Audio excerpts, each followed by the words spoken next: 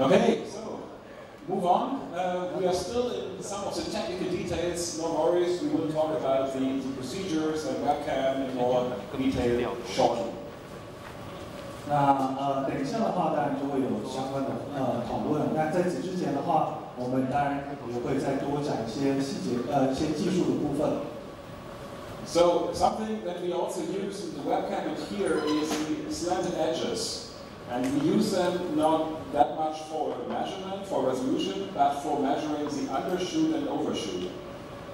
那针对这部分的话，我们会去使用就是斜边图哦。那这个部分的话，其实我们重点不是做其他的测量，是针对它的过冲跟下冲的部分来做测试。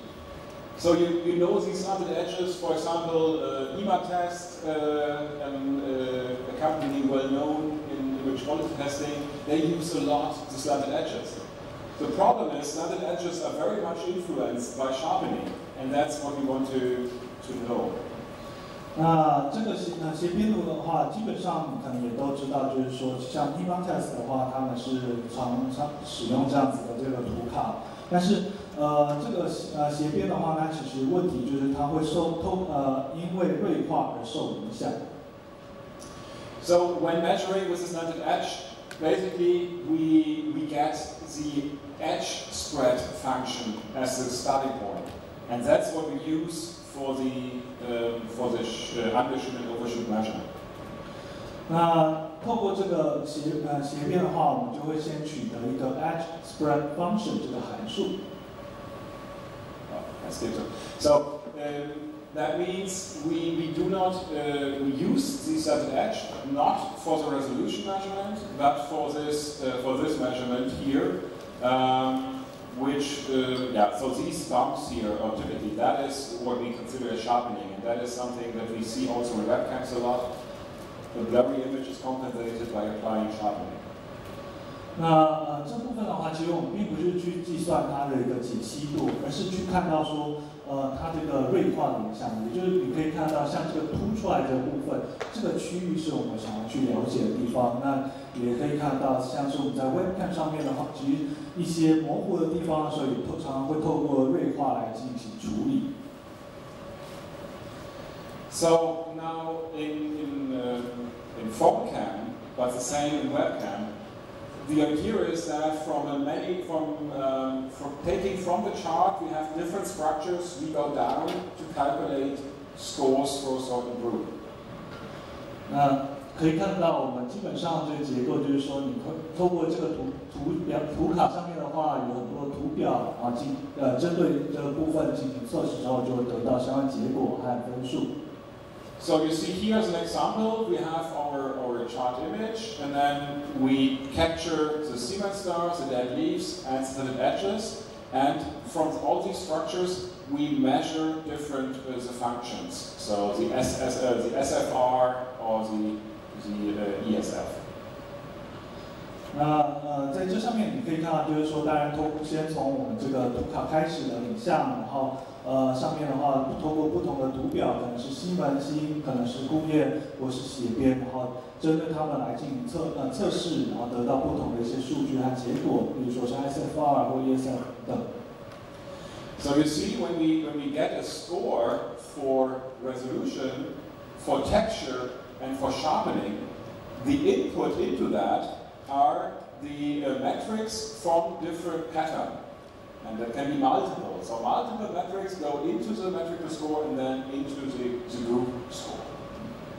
那在这下面你可以看得到，它当然分别对应到就是包含解析度、纹理，还有就是锐化的。那多个图表的结果合并起来的话，也可以看得到它的综合的结果表现。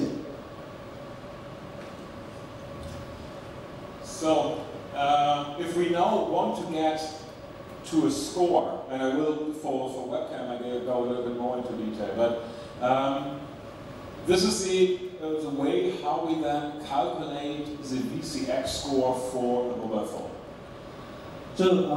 当然我们就是稍微跳一下，那就是可以看得到，就是我们针对手机镜头部分，它在得出分数的一个流程图。So the important thing is we have an individual metric. For example, we have our effective pixel count. 那当然我们都会有不同独立的一些指标，例如说像刚才所提到，就是有效的像素数。So then we convert this metric into a score by a lookup table. 那接着我们就利用一个对照表，然后将这个指标转换成分数。So you see that here in these, on the lower right in these functions. So on the x-axis is then the metric, and on the y-axis is the score. 那在这右下角这边，你可以看到有3个小小的一个图形哦。那在 x 轴的话，它是指标；y 轴的话就是分数。And we convert each metric into a score between 0 and 1 or -1 and +1. 那接着我们就会把这些指标转换成分数。那这个分数的范围可能是介于0到1之间，或者是-1到正1之间。And then, so then we have a score in this range, and then there is a certain weighting. So there's a certain weight for each metric, how it contributes to the next layer for the score calculation. 接着我们也会所谓的权重加进来里面计算，然后去调整。And so now we have our tree. So we say this is the final score. Then we can go here to the main camera, image quality, low light, default setting, and then for that we would have the sum of all scores with their certain weighting. 那例如说，从这个树状图这边，你就可以看到，左下方这边从主镜头开始，然后到影像品质，到低光，到预设，你就可以看到它不同的一些包含像是它的这个权重。And that's why we also have negative. So some metrics go from 0 to 1, and some others go from -1 to 1. And this -1 we need for metrics that are very important, and if the score is bad or the performance is bad in this section, it can actually deduct scores this camera gained from other areas. 那在这上面的话，当然也可能会有复数的情形，就像刚刚说的，除了就是0到1以外，也有-1到正1这之间呢。那如果说可能这个相机镜头本身它在这个地方它表现的不好的话，它也可能是可以从其他领域来去补足这一块。So as an example, or for the image, if you have very poor texture loss, you can have the best colors, the lowest noise, it's still a bad image. And that's why you get, if it's really low, you get a negative score for texture loss, so that you cannot win with something like color and others. So that's why we need the negative score. So really say, this is really bad, this has really a bad impact, so that's why it's a negative for that side. 那例如说，好比来说，在它细节流失上面的话，可能它的表现是非常的差哦，但是它在其他的部分，其实它例如说它是在色彩上面或者是杂讯上面，它是表现得非常好的话，但是这些它是彼此独立的，它不会因此说哦，其实是一定会有相互的影响，我们会去分别独立的去看待说，不会因为你这边比较好，然后你这边负数的，它就一定是可以去修正的，不是。So that's the procedure for phone cam. For webcam is very, very similar, but we're going to talk about that in greater detail later. 那以上当然就是简单介绍这个phone cam 手機鏡頭部分，接下來我們就介紹的就是 webcam。Okay, now let's switch to the topic to the webcam. I think that's where a lot of people in the audience came from. 那我们接下来就聊聊 webcam 的部分，相信也是大家非常有兴趣的部分。So in the slide we explain a little bit why we care about webcams, but I think this is a little bit obvious. So there is just a lot of usage of webcams, and over the pandemic it became more and more important also to the end user. 那上面当然就是讲说webcam 的一些重要性，但是其实不用多说，大家应该也可以看到，越来越多人去使用像是线上的会议啊，特别在疫情之后，其实相关的终端使用者也是大幅的增加。And also we have to consider a webcam is not a small mobile phone or a small photography camera. It's a webcam. It has a certain use case. It has completely different constraints about the hardware. It needs to be very small in the laptop in a lot of cases. And also the expectation of users is different. 那 webcam 的话，它当然就是不同于我们手机上的小小镜头或者是一般的相机，还有特定的一些使用的情境，比如说它有一些期待跟条件，比如说它必须要够小，能够塞入到我们笔电上面等等。So when we started the activity to define a standard for webcam, the first thing is that we said we gave ourselves the focus areas. What do we want to cover? What is the expectation to a really good webcam? 在开始开发相关的一些标准的时候，当然就会讨论说，那哪些是我们想要聚焦的领域？那对于这个 webcam 部分，哪些是我们需要去努力的方向 ？So first, when you have seen other well-established test protocols before, they did not go really into really low light. And we checked and we said no. Users use their webcam in the dark living room, no light, only light is from the screen. So an image from a webcam, the video should be sharp, low noise, color accurate, even at 10 lux. 那可能你有看到说一些其他的一些。We want to be, or we are, user experience correlated. So we want the user experience to be the main driver of our score system. 使用者体验相关，也就是说，我们这些分数的系统，其实是会跟我们的使用者体验相关的。So some point that is still under discussion and very hard to put into place is the user experience with a webcam is very often through a streaming platform, through Teams, Zoom, WebEx. Whatever platform you have, they also have an impact on the camera. But that is something that is out of control and very hard to put reproducible in a lab. So that's why we say we test the performance of the camera. That is the input into these systems. And if the camera is worse than that will reflect the score. We do not include the performance of Teams. We exclude that from our measurement. 那在很多使用者的体验的话，其实他们的体验往往是透过所谓的线上的平台，可能是 Teams、Zoom 或者 WebEx 等等的。那当然啦，这些可能都会影响到最终我们观看的这个影像的品质。但是在我们的测试当中的话，我们会去排除这些的平台的影响，我们就会直接从去测定的是这镜头本身的性能表现，也就是它直接录制到的这影像到我们的系统里面来。So how does the lab look like? So you see here some images from different items that are used in the setup. 那我们的测试的实验室大概设置是怎么样呢？就像是我们在画面上可以看到这各式各样的设备。So I think a very important component is here in the upright.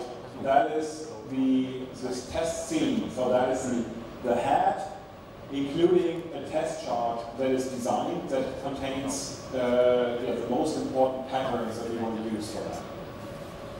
在这上面可以看到，在右上角上面的话，可以看到就是有一个假人头，加上一些常见的一些图卡，然后来搭配使用在我们的测试作业当中。And of course, that needs to be illuminated. And VCX forum, the webcam standards, reference labs, and use the IQ flat lights.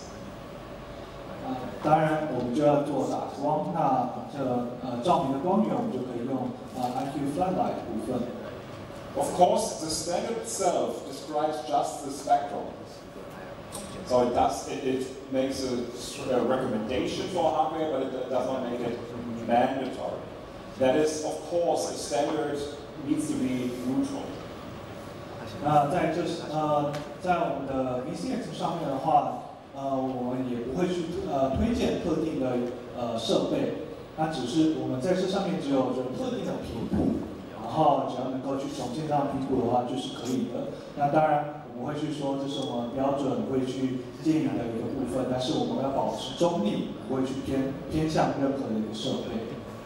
So there are different combinations. So we can combine these light sources with visible elements, with infrared elements. So there are different combinations of that available in general. Of course, it is recommended to work with kind of a reference implementation. So there are different configurations. You might use different ones, but of course the reference labs synchronize on that. 那在光源部分的话，其实当然有很多种的一些光源搭配，可能是可见光，可能是红外线等等不同的搭配来做使用。那当然也可以就直接从参照的这些建议的配置上面去做使用，那或者是你可以去用其他的，然后去达到同样的效果。And here in the upper left, you see a setup where we capture a high dynamic range test target. 在左上方的话，你可以看到就是做HDR 的测试作业。So more in a glance, there are different test charts. So you need the webcam studio charts that you have seen, a uniform field diffuser, and the 20-patch OCF high dynamic range target. So these are the main targets that are used. 那在这上面的话，基本上所相关的测试图表的话，就会有这个 webcam 的 studio 图表，然后还有就是这个均性的这个三标器部分来去做使用，还有就是20个色块的 OCF 的图卡，然后是穿透式。So then you need programmable light sources. So you need to be able to create different spectra, so different intensities and different spectra. So you need programmable light sources. 那因为你需要就是可以有不同的一个变化的一个光源了，所以当然就是可以编程的一个光源是比较好的，可以去调整它的光的强度还有它的频谱。And yeah, so it's a great example, and the one that is used during the development and recommended are the IQ flat lights because they fulfill all requirements that are in there. 那自然在这边的话，我们就比较推荐的就是 IQ flat light， 因为它是符合这以上所有的条件。Then we need an integrating sphere, so that is you see also what you see up here and that you see over there. So this box over there, that is the LE7. That is an integrating sphere to back illuminate the transparent target. 那另外你也需要就是积分球的部分，在这边现场你可以看到就是我们的 LE7 这个设备，那它的话就是可以在穿透式图卡上后面去打出光来。And then we have the LED panel, so that's a small timing device for measuring frame rate and other things. That's for the timing measurement that is needed. 另外我们也需要就是 LED panel 来做时序的一些测定。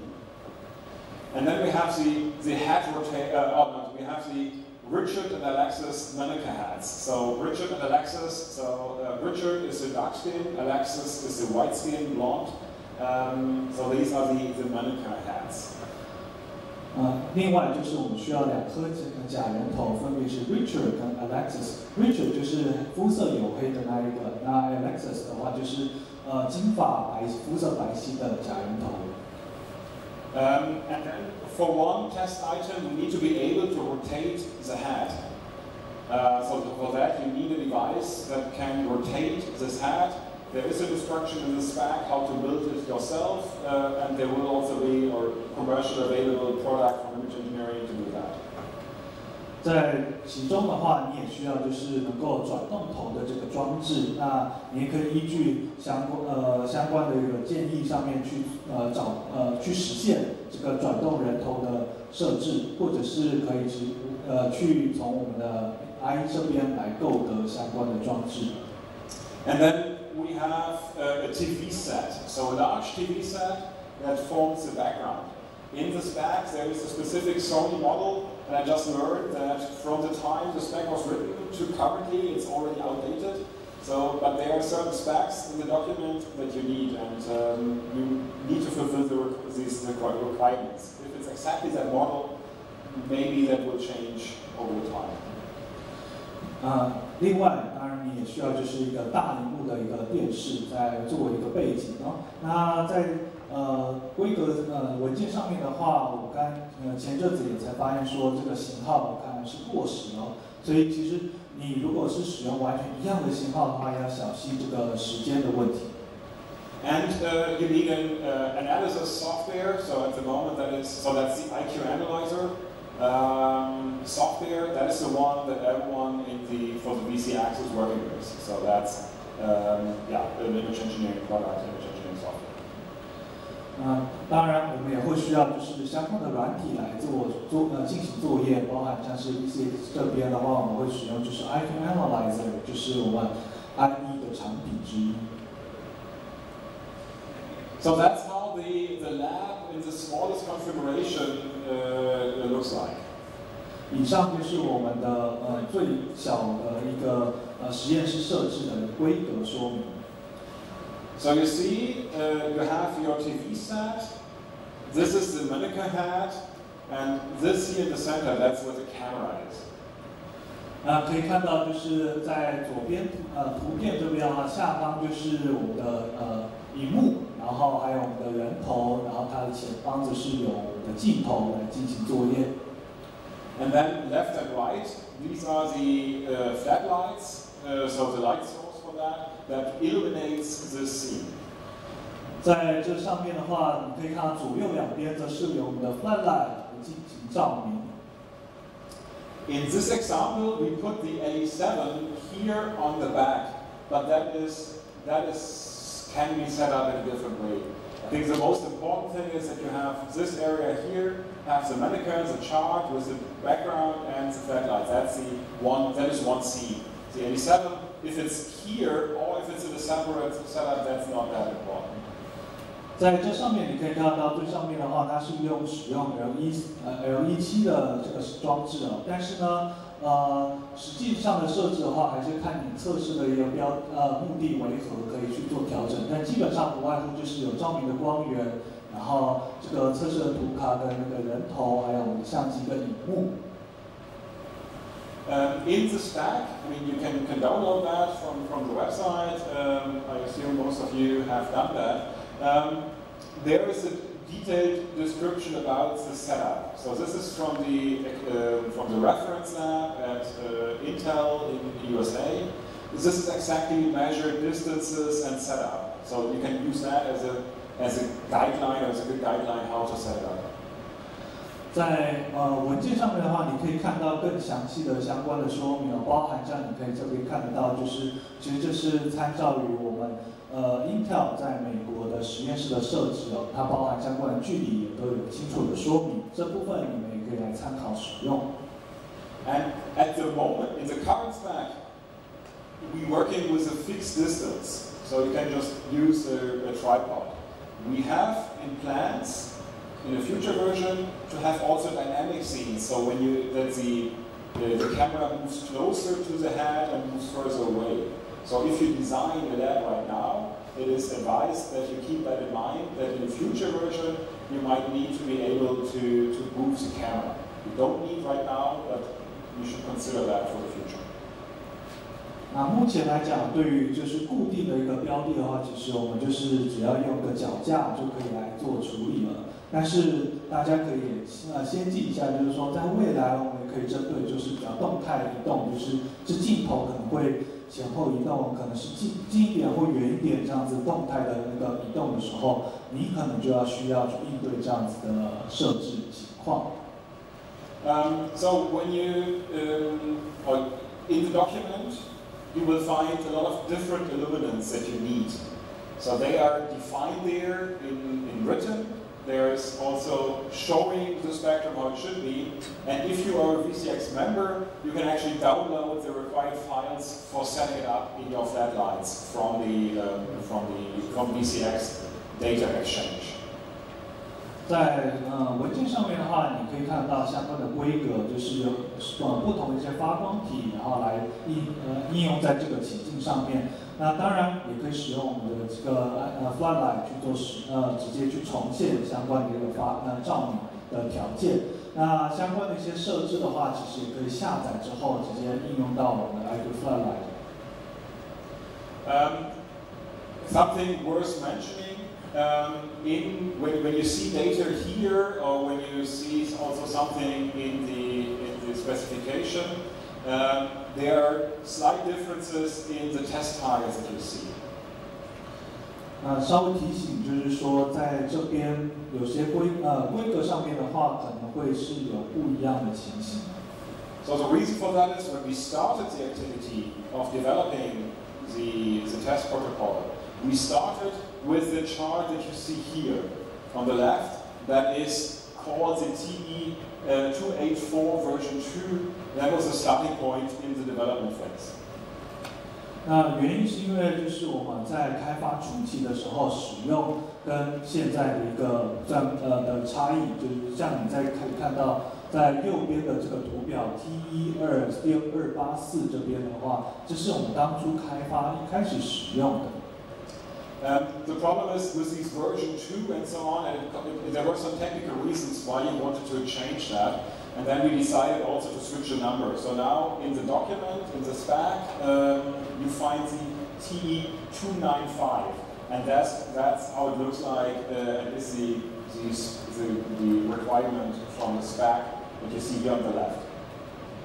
那但是当初的第二版的部分的话，也造成一些问题了，所以因此我们后来在后续的这个官方的版本上面就会说明说我们使用是 P1295这个设置。So you see, compared to the development version, we made it a little bit larger, and we have now less but larger edges, and also we could increase the size of the dead leaf pattern a little bit. 在这比较最新版的这部分的话，你可以看到，就是基本上色块上面也是比较大的，然后包含像枯叶图等等这些，我们也都把它做的比较大。Of course, in your exact setup, how you mount it, here you have some degrees of freedom. You see also here in these measurement devices left and right to that. That has been used always in the development phase in one setup. This is not mandatory to have, but you are allowed to have slight modifications to the scene. 除此之外的话，其实有些部分，其他部分其实是有些弹性可以去处理的。这部分的话就不一定说一定会有强制规定，你一定要是怎么做才是的。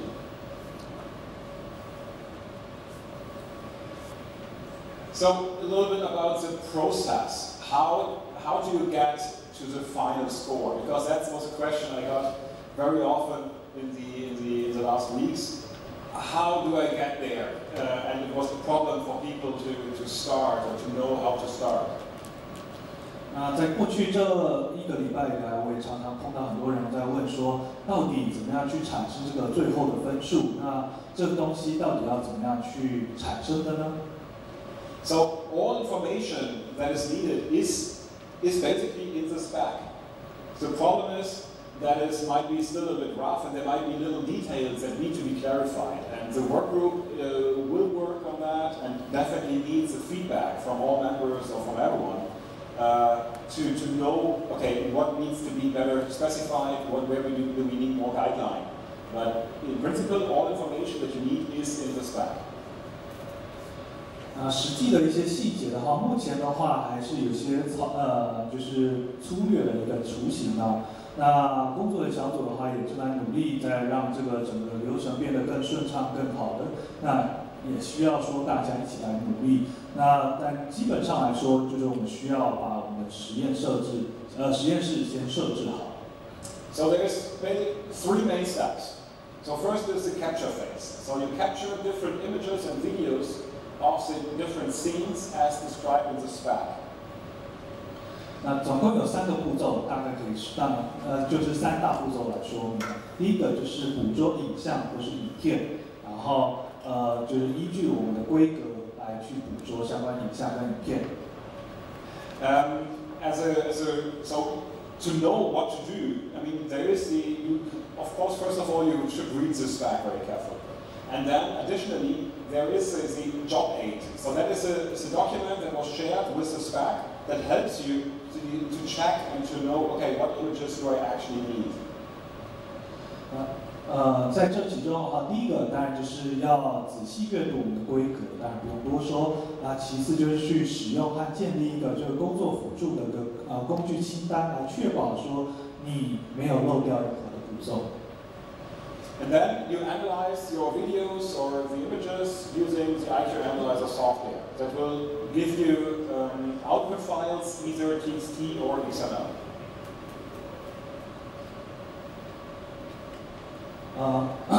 那接着我们就使用 IQ Analyzer 这一套软体来分析我们的影片或影像，那它的产出可能是 TXT 的档案或是 XML 档案。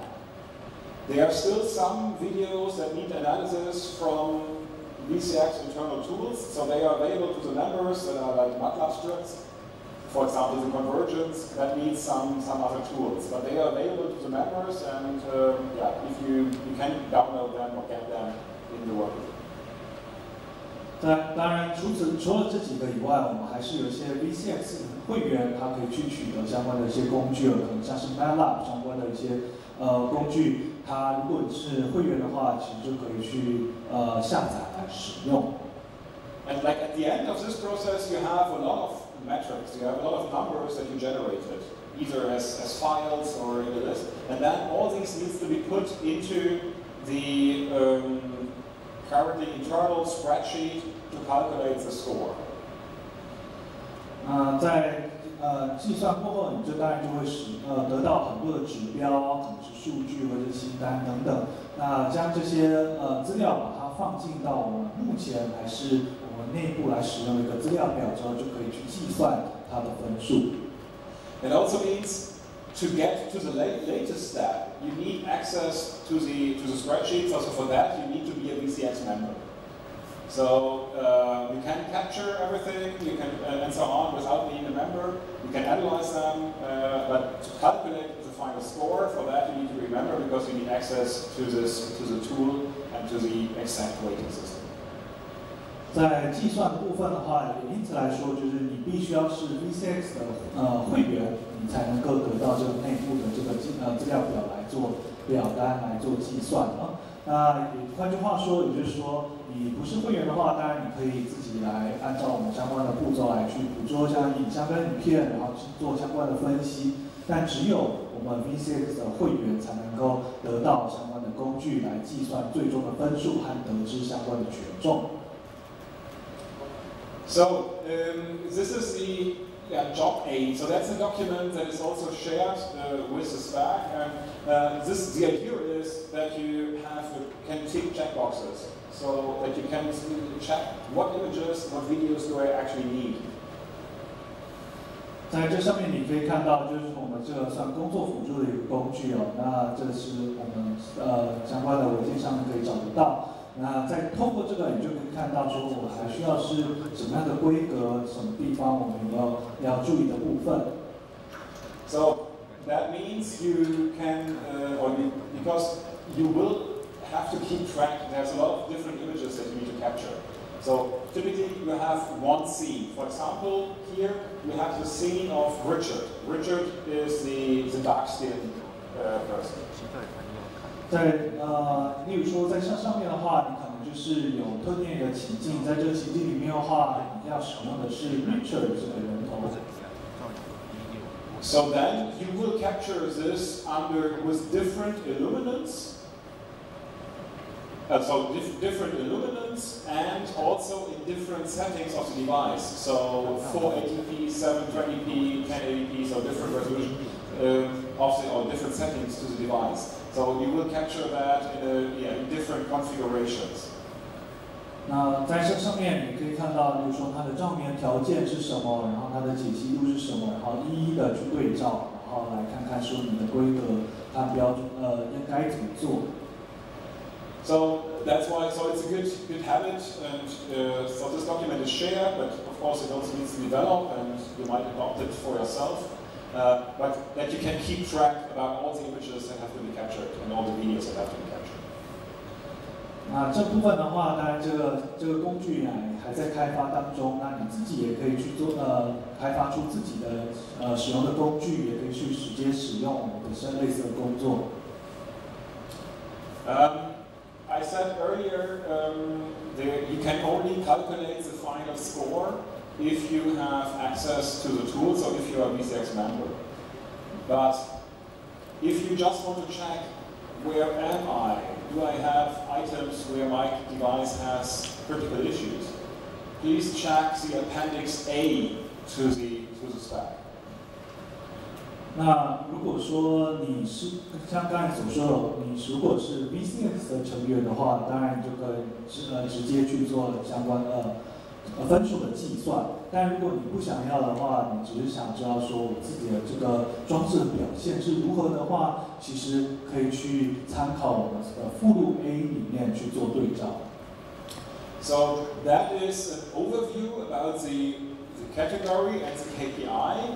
And each of these contains values that are like desirable. So that is something that you should achieve. 比如说在这边的话，你可以看到说它对于这个 KPI 的一些简述，然后还有说哪些是比较希望可以比较建议可以达到的部分。 So if you would be able to create a device that meets all these recommended targets here, you would get a high or very high VCX score. So that is already, that gives you guideline, and with that you can identify where maybe some weak points of your system is. Without being a member, without performing all tests, you could do isolated tests, check against these target values, and then you already know, okay, where am I? Is this something that is a problem? So then you can derive from this. 如果都是按照这上面来依循这上面的规范来走的话，理论上你就会得到高或者非常高的一个分数。那即使你不是 VCX 的成员的话，其实你也可以独立来进行测试，依照这个方式来去做，然后去来检视，看看自己的系统在上是否有哪些瑕疵跟需要去改进的地方。 So now have a look at different metrics or categories. So visual noise, contrast response, dynamic range. That all comes from this TE264, so from this OECF test target. 接下来我们就去看，包含像是视觉杂讯或者对比回应，还有就是动态范围。那这些指标呢，都是依据所谓的 OECF 测试图卡 T1264来取得的。 And you will, throughout the spec document, you will find these tables here. And this means under which conditions do I need to perform this measurement. So that means we do this measurement for low light, A 20 lux, for mid light, code white LED 80 lux, and so on. So that is what you should look out through the document about these tables, because these tell you what different lighting situations do you need to check. 如果你手边有文件的话，你就可以看到里面的表格。那其中这个表格的话，就会去清楚列出来说你需要的一些规范和规格是什么，包含像是说，你可能是要低光的条件，然后使用的照明是 A， 然后在20 lux 里面，或者是它是中的照明条件，那是冷光80 lux 等等等等。那就是记得要去参照相关的表格来做使用。 So then we have the exposure accuracy and convergence. So So that is where we actually use our test scene with different illumination. 接下来也会去做测试的部分，就包含像是曝光的准确性跟转换。And there we decide. So for the accuracy, we have a look at the gray value, the L star value at in a certain patch to say, okay, this is well exposed. 在准确度这边的准确性的部分的话，我们刚才就会可能看到它特定的一些色块，它的表现如何，然后去判定说它是否是准确，曝光上面是否是准确的。And then we also have a look at the convergence. So that is where we capture a video of the device in the test of the scene while the illumination is changing in intensity.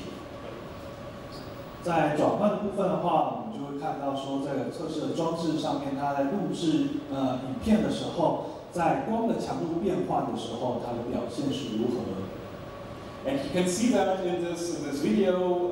This is always like 10 seconds of a certain intensity and then changing. And you see always in these sections where it changes that this device struggles, so it is far too bright or too dark for a certain moment. And that's what we want to capture.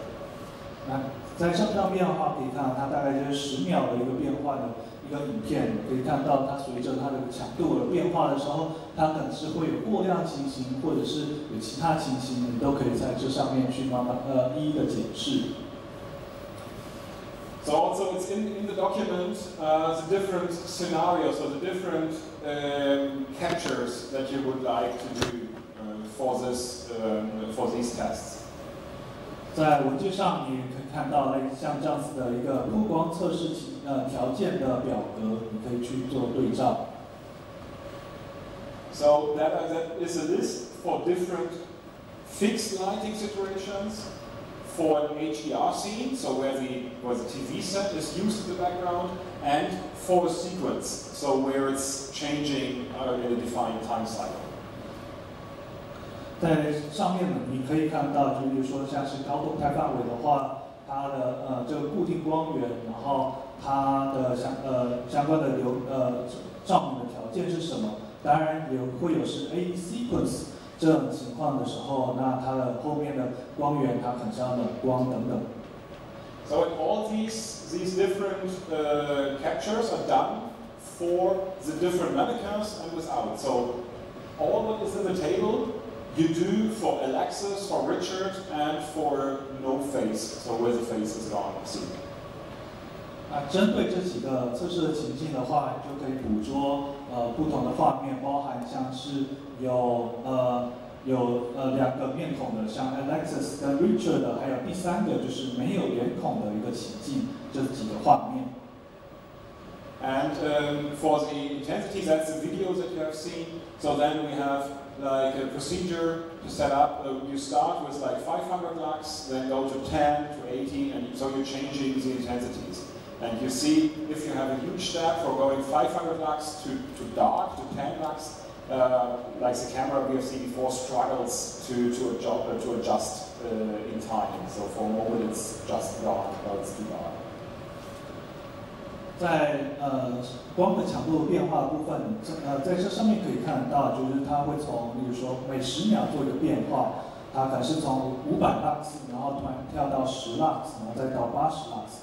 那特别是在这种比较明亮的一个情境，从500跳到10这个低光的时候，有时候你就会看到这个镜头它会一定它有一个变化，有时候它会有是失常表现的时候。这个是难免的，我们就是要去看看它的表现是如何。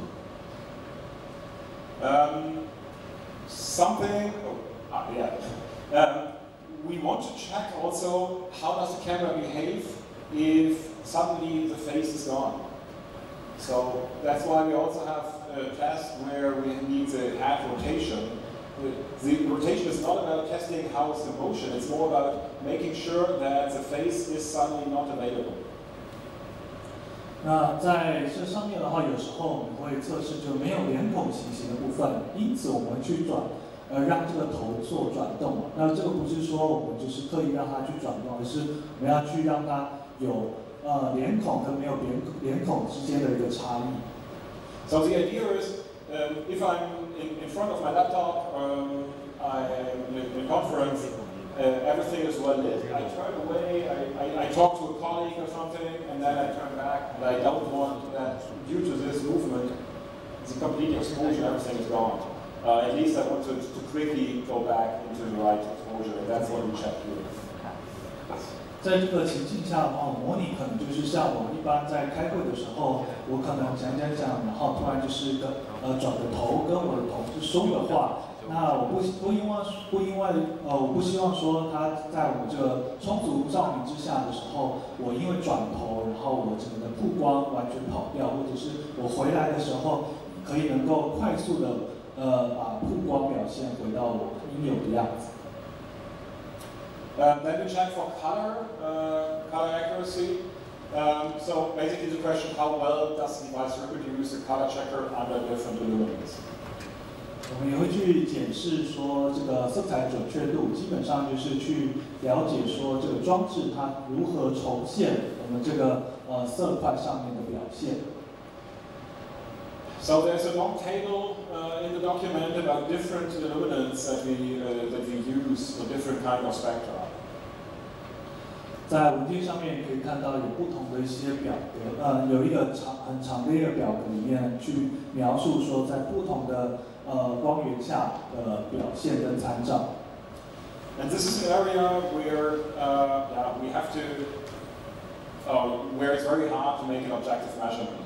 So we measure the color reproduction and the color error, but the device is typically made to nice looking colors. So this is still something where we will have to improve, but that is when for an objective measurement, the measurement that we can do for color. 在这上面的话，其实我们很难完全会去做到完全的客观因为可能装置本身它也会有一些内部的一些差异的部分，这也是我们还在会去努力去改进的部分。For the auto white balance, we want to create challenging scenes. It's relatively easy for a camera to reproduce a gray target. That's the easiest auto white balance algorithm can do that. We want to do a challenging scenes for that. 接下来是所谓的自动白平衡。那基本上镜头它要去重现所有的一些这白平衡图表上面的白平衡其实是蛮简单的，但我们要做的就是在一些比较挑战的一个情境底下条件之下，它能够做它的表现是如何。So the idea is that we use a TV set, so a high-quality TV set in the background.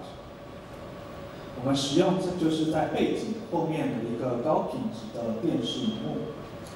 So note that this TV shall be calibrated. So there's different equipment out there for using standard display calibration equipment. Calibrate or spider, so there are different equipment out there, so you should use that to calibrate your TV set properly, so that you can make sure that the TV shows the same color in different locations. 当然，这个电视本身的话，一定还是要经过校准的。那你可以使用各式各样的工具，可能包含 spider 等等，然后去确保说这个电视的荧幕它能够呈现你想要的色彩。So you create that for this test. You have different lighting conditions, but also different backgrounds. So the TV will show different background images while you capture, and then you can check: is there any change in the how much is the impact of the background scene to the auto white balance? 这个表格上面就会列出说你的不同的一些照明的情境下面，还有就对应的包含像是我们这个荧幕上面所要呈现的这个背景情境是什么。那我们就是要去看看说，在这个背景的这些情境的变换的时候，它对于我们的自动白平衡的影响，它的表现是如何。So that will then look like this. So you have the dominant color in the background, and then we see how much does that have an impact on the auto white balance. So and we really strict, so there's something really green, red, so intense colors, but also complex scenes. So that does have an impact on the auto-white balance, and we want to find out if it's, how much is the impact of that. 上面的话，你可以看到图片上面有可能是背景，还有主要的一些颜色。那这些颜色我们就要看看它对于我们的自动白平衡是否有任何的影响。除此之外，也可以看到甚至有些比较复杂的不同的一些背景，我们要看看说它对于我们的自动白平衡它是否有影响。Just a note. So the images that you see here show very strong reflections from the light source on the TV set. That will also be the case if you follow the exact setup as it is in the spec, but it could be shown in tests that these reflections don't have a negative impact when actually testing and when the TV is on. They are very visible when the TV is off, but when the TV is on and used, they are minor and negligible. 在这上面你可以看到，如果你完全按照我们的这个实验室设置的规格来走的话，有可能你会看到像这样子，电视荧幕上面有一点反映出我们的照明光源的这个影像出现。那也跟大家提醒，就是说，如果说这个电视荧幕它是关的时候，当然它可能会很清楚，就会很明显有那个它的样子会出现。但如果这荧幕它是亮的时候，其实这个光源的这个反射，它对于我们实验测试，它是影响是比较微乎其微的。So then we have also the auto-white balance convergence. So as you've seen before, it's the same idea. We have the scene, we change the illumination, this time more in the spectrum, and see how does the device react to that. And you see in this video, suddenly it turns blue or reddish. That's something that we exactly want to see. 在这边的话，我们也会看到它这有个自动白平衡的一个转换的性能表现测试哦。那刚才先前我们看到是光强度它在变化的转换的一个表现，在这边我们是会看说在光的频谱变化的时候，它的性能表现可能是从偏红变到其他颜色，那这个镜头它会是怎么样的反应？Here it's taken from the specification, from the spec. These are the illuminants that we use. So you see, it's at least at the beginning, it's made the same intensity, but then different spectra, and then later also different intensity and spectra. So it makes it even more challenging. 这边你可以看到，就是有不同的一个规格，那可以看得到它可能是光的强度是一样的，但是我们的光的频谱它是有变换的，然后慢慢的变化的情境也会越来越多，然后让它比较有挑战。So then we have the area resolution, texture loss, sharpening, as you have seen before when we talked about phone cam. So it's the same idea. We have the different pattern in the scene, and from these patterns we can derive the functions, KPIs, and then get to a score. So it's the same idea taken from that image. 那针对解析度、纹理流失还有锐化部分，就像刚才phone cam 上面有看到，我们就用一个图卡，像这样子设置上面有不同的图表，然后分别去得出不同的函数跟 KPI。So and then frame rate is also another measurement. So for that we use the LED panel, noting the position of the LED panel, like here, it's not mandatory, it just needs to be somewhere in the scene, so you can have some flexibility where exactly to put the LED panel, where you have it in the scene. 另外，就针对影格率或者是整率的部分的话，那你会不会使用到这个 LED panel 这个装置？那这个装置的话，你的摆放的位置其实就比较弹性，基本上只要它出现在这影像当中的话，它再放在哪个位置都是没有关系的。Here, just as an example how to do that. So with the LED panel, I think we have a demo unit here. Otherwise, you see it here. So you can do different settings, and with that you can measure the frame rate. In this example, it's frame rate of 25 frames per second, and that can be measured with this device. 在我们现场的话，其实有实际的设备可以展示，可以让大家看。那你可以看这上面的影片，你可以看到这LED panel 上面它是做的测试的，它其实是25 FPS 的部分。And then, last not least, we also check for image uniformity. So for that, we put into the LE7, so into the interface here, a flat diffuser, a white, and then capture that. So with that, we can measure non-uniformity in intensity and in color. 另外就是针对影像的一个均匀性的测试的话，我们就会使用到 LE7的部分，然后我们去测定看看说这个镜头它对于这个均匀性的表现性能是如何的。So now we have captured everything. A lot of things have been captured, have been analyzed, and now how do we convert that into a score? 那以上就是我们讲解了那么多，就是指标和相关的一些如何捕捉跟去取得这些指标。接下来就是看我们怎么样把它变成分数。So in the development process, of course, we did not want to have like set just a golden sample and say this is a good device. We all know we take that. No, what we did, we took 12 devices and measured all of them. And from a flagship design to a poor image quality, known poor image quality, so all have been tested, and that has been used for the development and for the definition of the score system.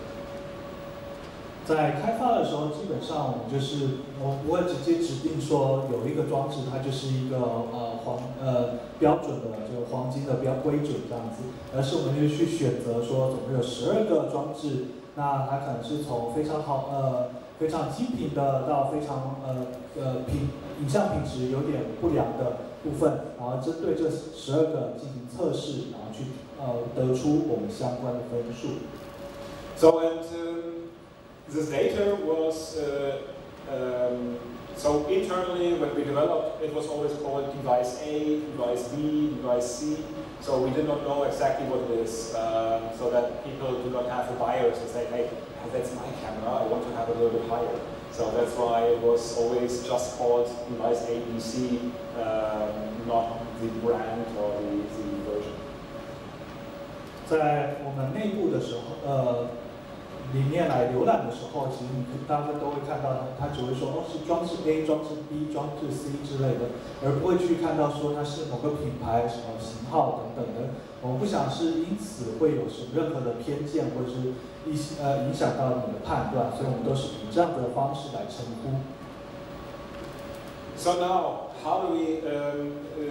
So when we designed the score system, we also validated that. So a large group of people from the members had to review a lot of images. That was the tire, so had to score images, and that what we used also as a tire. So we took this data set and gave subjective impressions from people, but from many people, so that we can correlate that. So that the score that we have at the end correlates with that perception. 接下来我们就会去做验证的部分，我们就把这些资料集拿过来，取得之后，我们就去找到相关的人，然后去做主观的判断，然后借此来做出它的相关性。So as an overview about the score system, so you see that here this is the same as in the phone cam, so that you have this tree. So and for each branch of this tree you have a different weight. 在右方的话，其实它就像我们刚才 phone cam 也是一样的，就有这个树状图。那随着这个树状的分支下去，也会有不同的权重。So for example, you can see, so for your total score, the 3A contributes for 20%, and for 20%, and within that there is like Richard and the exposure. So from that you can go from the metric to the score, or from the score to the metric, to see how important it is, how much does it contribute to the total score. 像这边你可以看到，就是说，如果我们是沿着这样走的话，走这橘色走到3A， 它就是20%。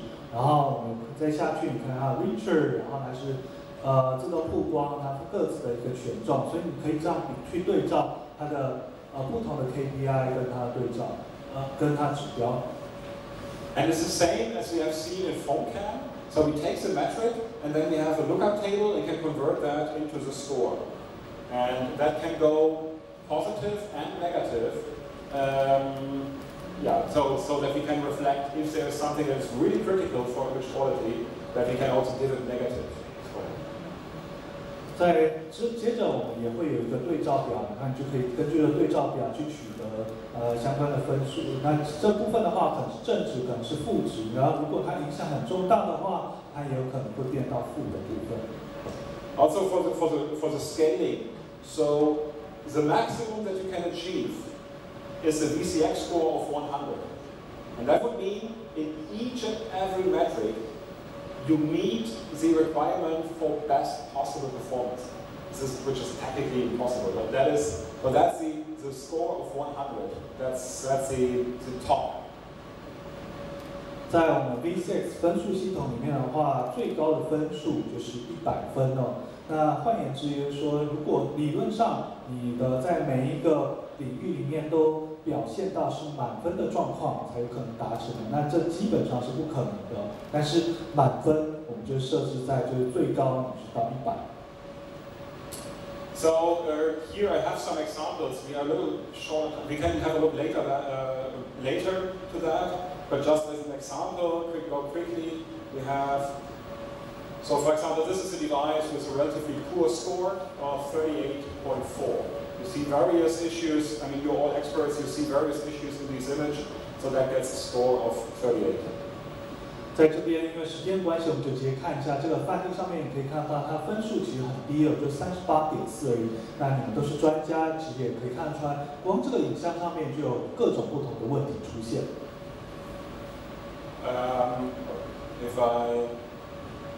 In contrast to that, so that's a device with a much higher score. So that's a score of nearly 80. And you see colors are more correct, exposure is more correct. So the skin tone is rendered correctly, details are there. So that's much better performance. Also gets a much better score. 这一张图的话，可以看到它其实大概就是快到80分了。那其实它在不管在曝光上面、色彩上面、肤色上面或者细节上面，也都是好了不少。So we can have a look at that after the break or something. I just want to continue, so because we have Tony waiting, so I just want to move on and then get Tony for Q&A session. 后续部分的话，可能等一下我们有时间再来看啊。那因为时间关系 ，Tony 也已经在线上的了，那我们就先来跟他来做对话。后续部分等一下再说。So to summarize something, some important questions. What can you do if you want to join VCX? 那在此之前，如果有个问题就是，如果说你想要加入 VCX， 要怎么做呢？ So get in touch with VCX Forum. Benjamin Park, he's the coordinator. Email address is there. Get in touch and you can become a member. There's some paperwork and there's a member fee. Then you can join. If you need help for that, of course, get in touch with any of the staff members here. 首先，当然你就是跟我们 VCX 来联系了。那我们的窗口就是上面的 Benjamin Park。那联系之后，当然就会一些文书工作、一些文件填写，那有些会费要讲这样子。那之后就可以成为我们的会员。If you want to set up a lab, great. Get in touch with any of the staff members here. So Don War here in Taiwan. Our team from mainland China is also happy to help, and of course, image engineering in the headquarters is also happy to assist you to set up a lab. 如果你需要任何的协助的话，在设置我们的实验室的话，在台湾当然就可以跟我们的登华资讯来联系。那另外我们也会有来自深圳的 team， 也可以是做相关咨询。那有任何的问题，当然也随时可以跟我们 IE 来联系。I get very often in the last days and in the previous weeks, I got the question, how do I start? There's so much. I can just recommend start. Take the first step. 在过去1周里啊，我其实听到很多问题，就是我要怎么开始，我要怎么开始？但其实很简单，就是先开始，先跨出第一步就对了。So the webcam stack has been launched early, so we could have worked on that for another half year or year to get each and every detail. But we wanted to have it out early so that VCX forum and we can collect also feedback from the users, so that people start using it and then I can also provide their feedback. 针对 Webcam 的相关规范已经出来了，已经发布出来。但是呢，当然这些，因为毕竟我们的重点是先先公布出来，然后来让 VCX 的这个论坛能够开始收集回馈，然后来看看说反应如何，然后做后续的更新。So there's no step-by-step instruction set right now, but all information is in the spec that you need. And we will work as a work group, and I think everyone who wants to start, who is open and actually invited and asked to provide feedback and to work together on this step-by-step description. Because when you want to synchronize labs, we need this. We need to define each and every detail. And that's what we need to work with, what we are currently working on at VCX, and where whoever is in the room is participating in the activities is invited and asked to contribute. 就目前来说的话，并没有所谓就是一步步各个步骤的详细的说明呢，因为我们目前来讲，就是我们的工作小组也正在讨论，然后利用现有的实验结果的经验来去把每个细节慢慢的去厘清进来，所以你们大家也欢迎进来，就是如果你们有兴趣的话，就直接加入我们的工作小组，一起来讨论，一起来厘清各步的细节。So, and you have seen there are multiple labs currently setting up, starting to implement everything. And so, as you have seen earlier, VCX has a structure of different lab status, so certified lab, trusted lab, and so on. So, what we're currently working on is all these labs to do an exchange of devices, so a synchronization. So that if a device is tested at Image Engineering in Germany or at PAL Labs here in Taiwan, that we come up with the same numbers. And that is something to be validated right now, what we're working on and what we want to make sure. 那在这上面的话，你可以也就刚才先前也说的，就是我们有不同的一些实验室已经开始在做设置了。那当然也刚才所提到，我们实验室有不同的等级，包含 Trust Lab、Certified Lab 等等的。那在这些实验室之间，我们要做结果的验证跟同步，包含像是我们I1的实验室的结果呢，它可能要跟 PAL Lab 的结果是一致的。这部分当然有很多的工作要做，也要去做进一步的验证跟调整。And also, if you want to drive for lab certification, so you say, hey, I have a lab, I want to offer services, or I have a lab here in my organization, but I want to have it certified. You have to follow the process in the VCX forum. 如果你已经设置好一个实验室，然后你也希望它成为就是，比如说像是 Certified Lab 这样子的话，认证的过程的话，其实你都需要依循我们 VCX 它相关的规范来进行。So there are some requirements. So first of all, you need to be a member of VCX forum. That's kind of obvious. 其中当然有各式各样的规定啊。第一个当然不用多说，就是你必须是我们 VCX 的会员。And then VCX forum asks the member, the labs, to actively participate and contribute to the development process, because the labs, the certified or the trusted labs, these are the labs that generate also the right questions and trigger where we need to develop. So they shall actively participate and contribute. 其二就是说，你必须要积极参与和对于整个的开发过程是有贡献的，因为毕竟身为一个 Certified Lab 或 Trusted Lab 的话，它常常会丢出正确的问题来引导整个议题方向。You need to participate if you want to have a certain lab status. You need to, or you're asked to participate in lab activities. So, for example, taking one device, tested at Image Engineering, tested at PAL Labs, tested at Intel USA, and then in your lab, so to make sure that you come up with the same numbers.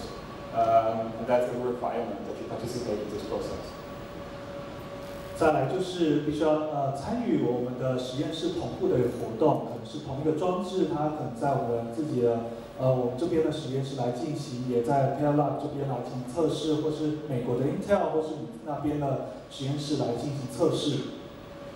And so we do have an audit. So especially when we want to achieve like the trusted lab. So then other labs will audit that you have the right equipment, that you have actually the knowledge and the experience to do this kind of test. It's all not to trick you or to earn money. It's really just to make sure that different labs come to the same result. Different labs will give the same result for the same device. So just to make sure that we are in sync and everyone performs on the same high level. 再来就是你必须要受到其他的实验室来做稽核。那这个稽核不是说就是有点像骗钱的感觉，而是向彼此去展现出说你有正确的跟足够的知识跟能力还有经验，能够去担任你相关的这个角色，然后去产生同样一致性的一个结果。And all this is organized by the lab authority department within VCX. 所有的这个作业规范的话，其实也都是会由我们的实验室的管理部门来去做处理。And for the beginning, we took over the requirements and the workflow as we have for the phone cam. But we also learned the PC ecosystem is different. There are different requirements about the certification of a device is something that is much more used to, and there's more need for that.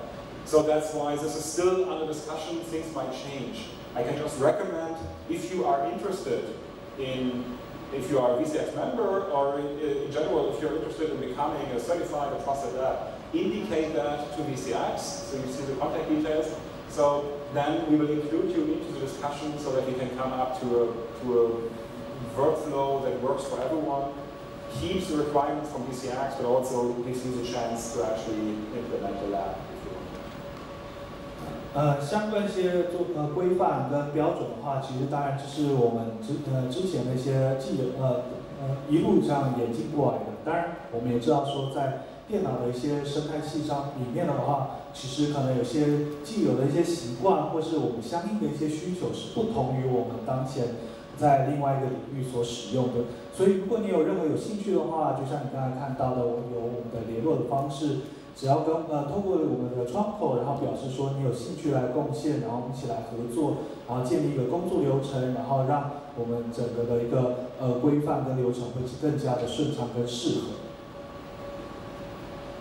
And with that said, first of all, I thank you very much for listening to me, for all your interest, and I'm still here and happy to start a Q&A session. So if you have questions. I'm happy to answer them, and I will also get Tony on board so that he can also answer questions.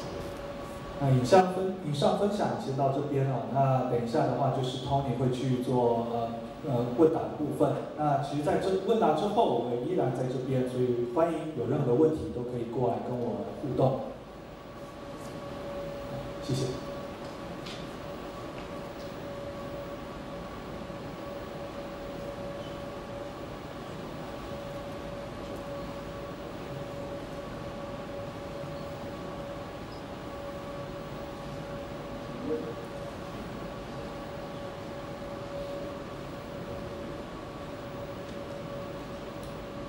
Okay, hello Tony, can you hear us? Yes, I can. That's great. Okay, I assume you had a chance to listen a little bit to me when I was talking about previously. Yeah. Okay, so you are on loudspeaker, so we have a large group of people here, and I see in the faces that there are still questions. So.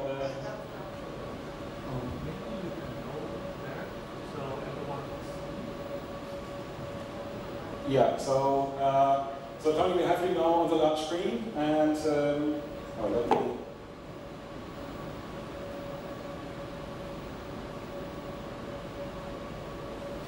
Maybe you can sit on there, and so that you will be in the screen with that. Ah, okay. Yeah, somehow my webcam is not working. Maybe we should check it properly. So We should do that. We should get a certified webcam. 哎，不知道为什么，我觉得我的镜头有点问题了。 if only there would be a test spec for webcams. Damn. 所以如果有相关的 webcam 的测试标准的话，那该有多好呢？ Let me quickly check. Yes.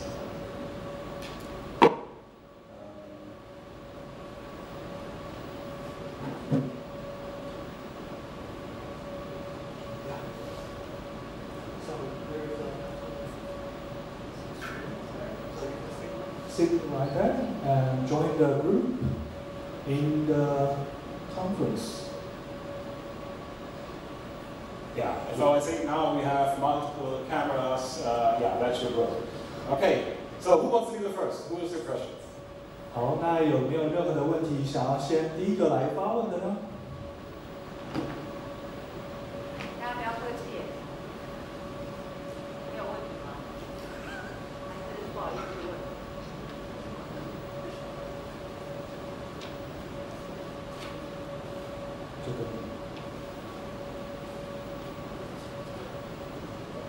Okay, actually, here I got a note asking about how to reach high scores in terms of auto exposure AE or AW sequence. How can we achieve high scores in either AE sequence or AWE sequence? Okay, Tony, you want to take that? Yeah, absolutely. So this test was designed to, I started out with a way, thinking, how do you test something that we've only previously tested subjectively? And the test itself does several things. So it is a test of, number one, how well your face detection works. Because there are multiple face detection solutions in the marketplace today, and they all have weaknesses, they all have strengths. And in particular, quite a number of them really fall down when it comes to dark skin tones. So that's the first thing. The second is how well does your camera system respond well to changing conditions. We've tested a number of devices at this point, and throughout the test, we're changing, throughout the AE sequence test, we are changing lux conditions. Throughout the AWE sequence test, we're changing color temperature. And then at the end of it, we also have some lux changes. And throughout the AWE challenge scene, the foreground lighting is the same, but we're changing the background every 10 seconds. So if you have a camera system that can dynamically react to changes like this, and a face detection algorithm that can accurately and reliably detect faces no matter what the skin tone, then you are more likely to get a higher score in these tests. OK，那基本上的话，当然这些其实多少都会有一些主观的一些判断，但是呢，基本上如果要取得高分数的话，不外乎就是有几点，其实两大点。第一点就是脸孔的侦测。那这个脸孔侦测的话，也必须要是作用良好。那它可能是不管你是皮肤比较黝黑或者是怎么样，都能够正确的辨识。如果能够去正确的辨识出来的话，那你的表现上面自然也会比较好一点。那第二个部分的话，就是在我们镜头应对所谓的就是变化情境下面的一个应对能力，性能表现了。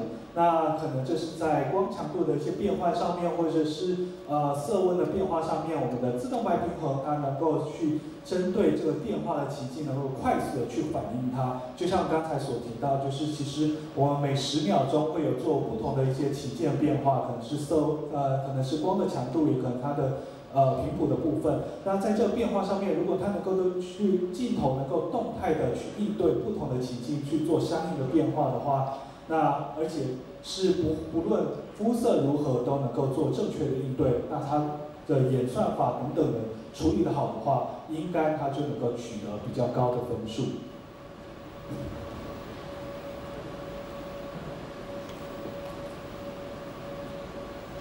So I suppose what do we go? can ask if it was answered, but is there a question? There's a question in the room? Do we have a second microphone?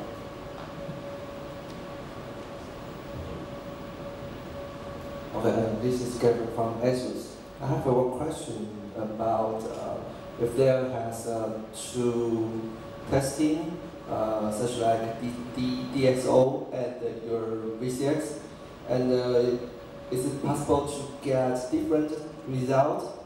And how can we define which one is good? That's my question. If I heard correctly, I think. Wait, sorry, for first interpretation, we need the question will be interpreted. OK， 刚才没有听错的话，应该就是ASUS 这边的话，还是询问说在DxO 这边的话，做相关的测试的时候，有时候会有一些不同的一些结果。那我们要怎么去判断说怎么样是好的呢？ So maybe I can just comment on that. Tony also, right? But so yes, there are different testings out there. We know DxO starts with that, but if they do it the same way they do with phone cam, it is definitely does not check the boxes as we have in VCX with transparent, open, and that you can actually test in your lab the way it is. And that's a big, big difference. DxO is more like a black box. You put a device there, you get something. In VCX, you are capable by reading the spec, setting up the lab in exactly the same way, so that you already know what it is. So I think the value for you is much higher. And if the score is better in terms of describing a camera, I can tell. I haven't seen data from DxO. That would be my take. Tony, or maybe first presentation, and then Tony, if you have. 首先我就先回应之后再由Tony来做补充。基本上的话，就像你刚才提到 DxO 的话，它大概就是针对手机镜头做相关的测试。那跟我们 VCX 最大的不同的话，就是我们 VCX 的话，相对来讲就是比较公开透明的，就像刚刚我们所提到的。相较之下 ，DxO 的话，虽然你可以看到它的相关结果跟分数，但它其实就是透过一个黑盒子，大家都看不见的一个过程去得出来的。而不是像我们 VCX， 就是说我们都知道说这个过程是怎么样，是公开透明的，大家也可以自己自己回去做的一个过程。那这部分就有很大的不同。Tony, you have something to add?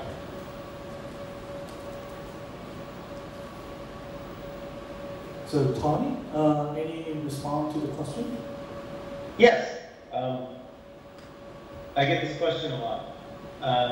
What I'd like to say is that the VCX webcam specification was developed cooperatively by silicon vendors, OEMs, ODMs, hardware vendors, software vendors, test labs, all people who are active in the PC ecosystem and have skin in the game, to use an idiom. It was built on the frustrations and the challenges and the pain points that we all experience. We literally started with going to the top tier OEMs and asking them to list what are the things you dislike the most about your webcams? What are the experiences that cause you the most trouble? And that was the bedrock and foundation of the VCX webcam specification. So to contrast that with DxO, and I won't say anything bad about anybody, their history is much more focused on still cameras, DSLRs, phones. It's fundamentally a different approach. And as Uwe pointed out, one of the key things for VCX is you have to be able to do it in your space with your people. You can set up this test anywhere in the world. It's not reliant on a particular city or a particular scene or even a particular skill set. It's fully objective, and I think it better meets the needs of the PC and webcam ecosystem. 那确实就是其实，在我们 VCX 的 webcam 相关的规范标准的话，我们这些都是共同协作来开发出来的。我们合作的对象有包含 OEM 的厂商，然后硬体、软体的一些厂商，还有就是各种测试的实验室一起来共同合作，然后针对他们觉得比较挑战的部分、比较麻烦的部分，比如说我们会去问，就是 top tier 这些 OEM 的厂商，说，你们觉得哪些是比较挑战的部分、比较痛苦的部分、比较需要解决的一些需求，然后这些就是我们作为开发的一个基础来做进一步的研究跟延展。那这相对来讲的话，就是对我们相对于其他的标准来讲，我们这个好处就是说，我们这相关的规范不是只是我们只有在特定实验室或是特定的人才可以做，你自己用自己的人，用自己的实验室，在世界上任何的地方，你不需要一定要有特定的一个技巧跟技能，你就可以产生出这种是比较客观许多的一些结果。Did that answer the question? Okay. So, another question.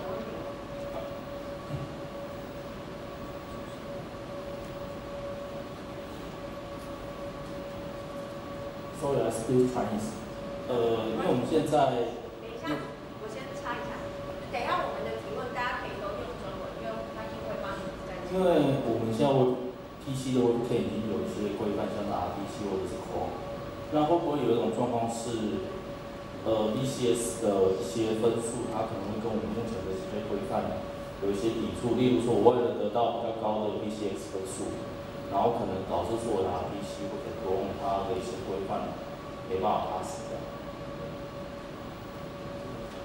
Okay, so now that there are other standards or criteria for PC webcams like Chrome or others, so would that be possible? For example, if I want to achieve a high score in VCX to obtain a VCX score high, that might be in conflict with other standards or criteria. For example, for Chrome.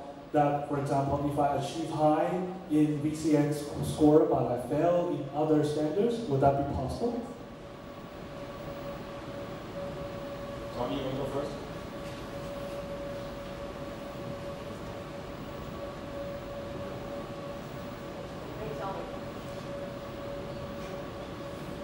我可以稍微回答一下你的问题吗？ Did you guys get the question? Yeah, I think she wants to comment first. Okay, yeah, thank you. 我可以稍微回答一下你的问题，就是说，其实基本上 VCX 它基本上它认为它是一个比较独立的测试，就像你们之前在过所谓的像Chrome， 或者是说像大家熟知的像 Teams 啊，或者是说像 Zoom 等等的测试，基本上来说，你在 Zoom 拿到的分数，跟你在 Teams 拿到的分数，跟 Chrome 的分数，这三个基本上不见得是一致的。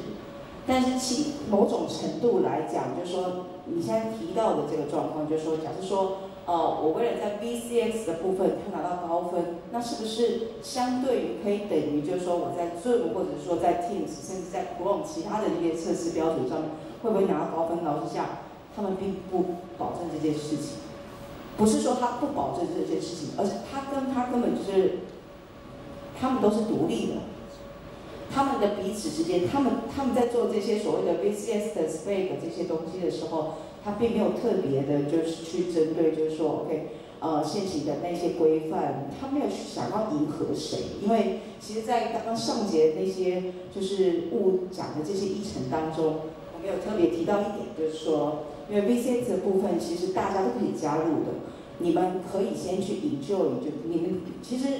你们已经是那个 VCX member 了，如果我印象中记得没错的话，基本上来说，你们参加了 VCX member 的时候，你在制定上面，如果你觉得这个的计分的方式是不好的，或者是说这个计分上面是有相关的疑虑的，老蒋你其实可以提出来的。可是相较于其他的，不管是说现行已经有在过的 Teams、Zoom 或者说 Google Chrome 等等之类的。甚至 DSO 的这个 mark 基本上它是相对于比较隐性一点点的，就是我们有时候不知道，就是说他们判断的分数，或者说判断分数可能是由特定某一些人去定出来的，就是说怎么样它是 pass， 怎么样是 fail， 或怎么样是高分，怎么样是低分。所以基本上来说，我不确定等下Tony会不会给你答案，但是我先给你一点点，就是想法，就是说 maybe 可能假设说他做的是他的事情。如果说你们现在要过这个所谓的 VCX webcam 的测试的情况之下，某种程度上来讲，你要把它想象成是说，你好比你在过另外一个 Chrome， 或者是说你在过另外一个 Teams， 它只是另外一个规范而已。maybe 可能是某一些 member， 或者是说某一些特定的一些厂商他们提出来的，希望过这个规范这样子。I think that might be a little bit long to translate, so but maybe I can give my comment on that, on the competition of different stacks. I mean, I would say the ultimate goal of all stacks should be that if you need the stack, you have a good image quality. So it might be that some stacks are more complex than others. So that it could happen that you get a good score in a less complex test, while you get a lower score in such complex tests as VCX. But I think it cannot really be that you develop in one that you get the highest score there and then fail, or I mean, it could happen that you don't get the best score in all of them, but that they are contradictory, so that you have to go in a different way. I don't expect that. But otherwise it would be then something that a totally different focus of the stack. But I don't expect that. But if that something comes up, yeah, the ultimate question is that a fault in the stack, or is that really means that there's poor quality? And I would expect for VCX, I would say, if you get a low score, there is actually a problem. And if you get a high score, your camera is actually good. I think we have achieved that. And that's something that is important. Maybe in other stacks that are less complex, you get a good score but still have issues, then the stack is not complex enough. But that's something that can happen.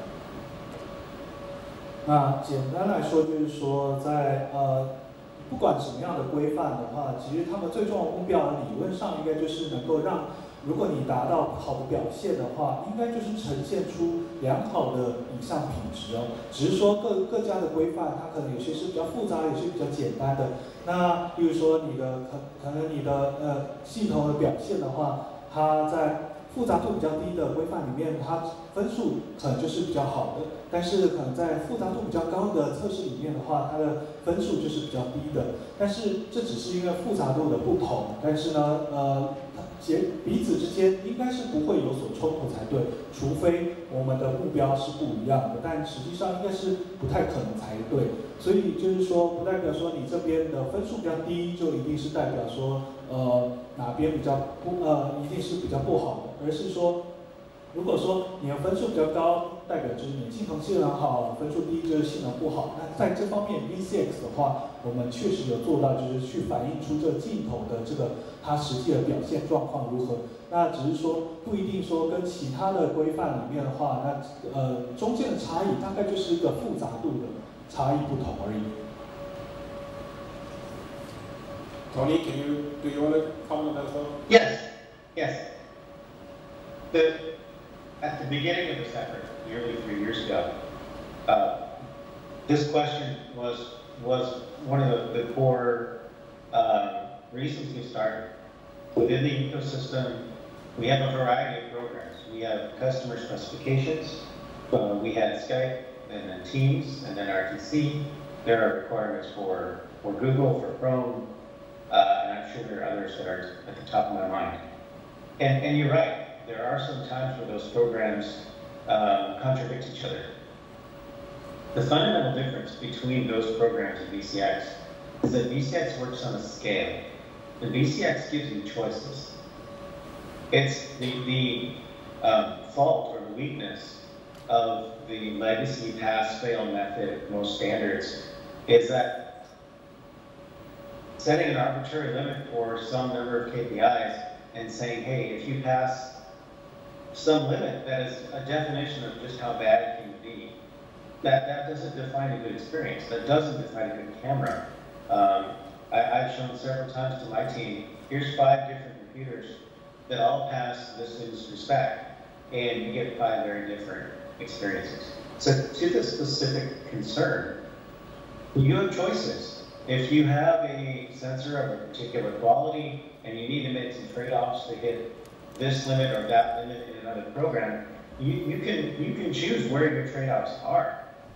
The one place that I would caution, I guess, would be if you have very cheap, very low quality sensors, then the trade-offs that you have to make to get this limit or that limit of these legacy specifications can have a strong negative impact on overall image quality. And that will definitely, if that's the case, then it will affect your VCX score. But as Luna pointed out, if you have good quality, you'll get a good score. If you have poor quality, you'll get a poor score. That's how the system was designed, and I've not yet seen any example of it not working that way.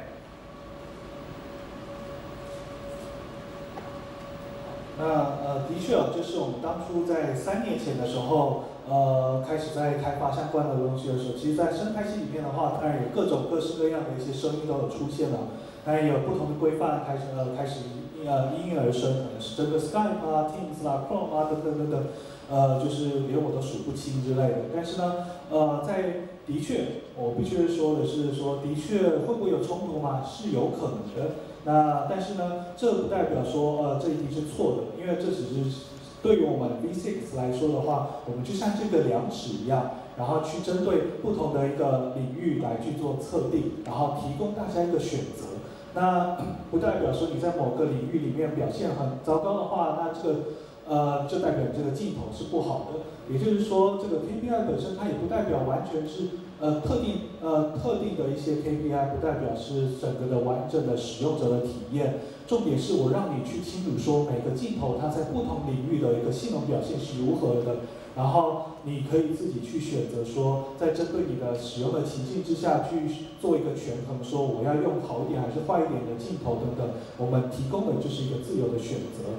那也因此说，如果说你是用一个你感测器比较便宜的话，你可能就是适用于比较旧型的一些规范，那这样子的话也可以。但是在 VCX 的那个分数上面的话，我们反映的就是说当下你这个镜头的性能表现它是好的还是坏的。那只要分数高的话，我们目前还没有看到说因此它就是不好的，或者是它分数低的它就是好的镜头。我们这部分的确是有忠实的呈现镜头的一个性能。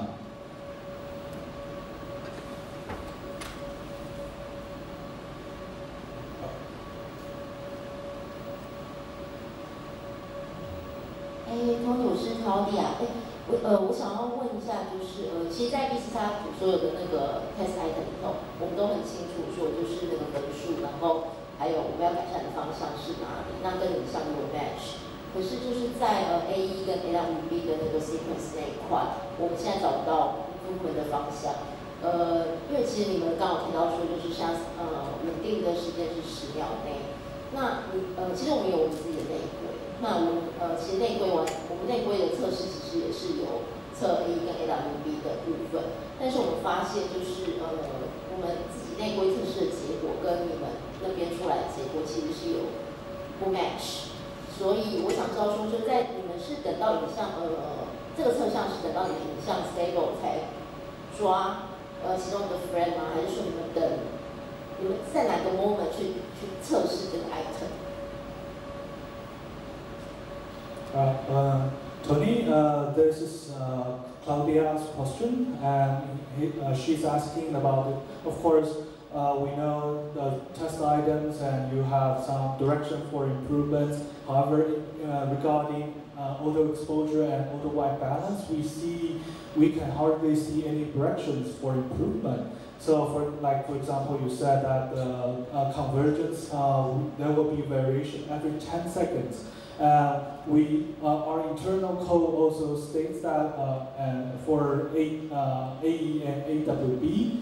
However, our test results does not match with the result you have there. So I'm wondering what happened there. Is it, especially for example, during the convergence, in between changes, do you capture the image when everything is settled and stable, or when in the duration you will capture the frame, or which frame you will capture for the image for testing? I think this is the question about the AE sequence test. Correct me if I'm wrong, I think that's correct. So the way this test works is we set up the test environment to a starting point. The lights are basically off. And we begin recording a video. So then every 10 seconds, the lights change. It goes from 0 lux to, I think, 500 lux to 80 lux, 200 lux, whatever, I don't recall what they are off the top of my head. And that changes every 10 seconds. So we record a video of this entire sequence. We then take that video, we import it into a tool, and then what the tool does is the tool samples that video every 100 milliseconds, if I recall correctly. And we extract a frame somewhere between that's the best. So we sample the video every 100 milliseconds, and for every frame that we sample, we record statistics based on the face ROI and patch 21 of the color checker chart. And those statistics are what drive the 3 KPIs. So the 3 KPIs are convergence time, convergence stability, and convergence target. So we have an algorithm that detects the scene change. So it detects the moment the lighting in the scene changes, which starts the clock on your convergence. And that same algorithm measures the rate of change of those signals, and when that rate of change drops below a certain threshold, it is declared to be converged. So the time between those 2 points is your convergence time. Your convergence target is a measurement of the L-star signal on the ROI of the mannequin and on the patch 21. And then your convergence stability KPI is a measure of the standard deviation of that signal after the convergence has been declared. I think that answers your question. If not, feel free to ask a follow-up. 那首先的话，当然就不用多说，就是第一个要设置好你的那个实验室的配置了。那接下来设置好之后，就是要开始录制了影片，就像你刚才说的，这针对应该比较是 A sequence 的部分。那当然，的确我们的条件的设定的话，就是每10秒钟会去做变化。那这10秒钟变化的时候，如果没记错啊，应该就是500 lux， 然后调到10 lux， 到80 lux 之间，然后做不同的变化。那录制好之后，我们会把这个影片去导入到我们的工具里面来去做演算。那到这个工具里面的时候，在这个工具里面，它也会去做抽样。那这个抽样，如果我没有记错的话，大概是每100毫秒会去做抽样这样子。那抽样出来之后，我们就开始做数值的计算，那可能针对不同的一些图标的变化，然后针对这3个 KPI 来开始去做检测。那这个检测的话，基本上我们就会去检测说，它可能掉到某一个阈值以下的时候，它就视为它是转换。那我们就是当我们侦测到之后，我们就会去开始去计算说，这个从它侦测到它的光影的变化，到它实际上去做调整，这中间的这个时间的一个变化，然后再去对照我们这个标准差这个差异上面是有多少来去做判定。Maybe a comment from me. So what we do at VCX, it's not that we change light and then measure after a certain time if it's stable. We really track the change. So we track how long does it take and then we measure that. So it's not change light and after 5 seconds or 10 seconds measure if it converged. We really track the change over time. And that is, I think, also different. There are a few tests where we do set up first and then capture, but those are called static tests and spec, and I don't think that's what we're discussing here. Did that answer the question? 补充一下，就是说，的确就是在补充一下，就是说，在我们情境变化的时候，我们并不是说等到它变换之后5秒钟或10秒钟之后，等稳定下来才去做捕捉画面，而是我们这段时间里面不断的去追踪和去记录相关的变化，所以这是我们会去做的一个部分。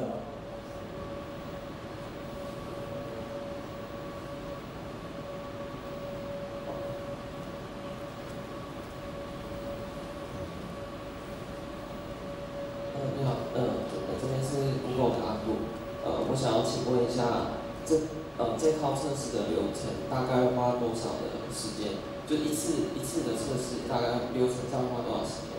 以及这个建制这个 certificate 的那个大概花多少钱？ Okay. So the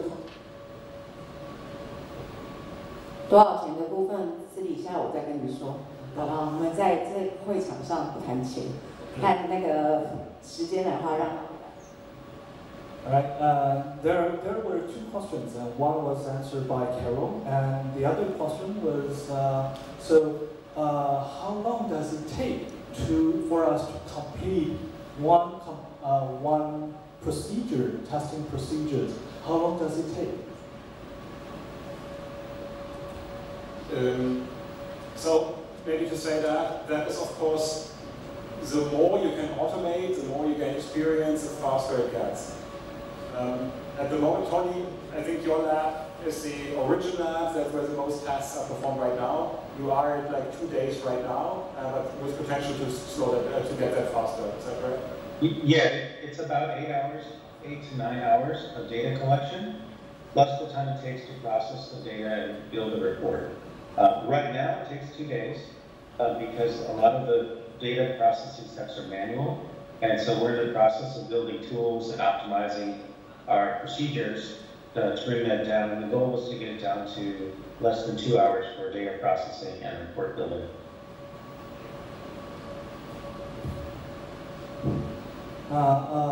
其实这个的话是取决于你们的操作的经验，经验越多的话，当然就是速度就可以越快。就像是Tony 这边的话，应该就是最原先的一个实验室，也拥有最多的一些经验了。目前来讲，大概就是整体作业时间是2天哦。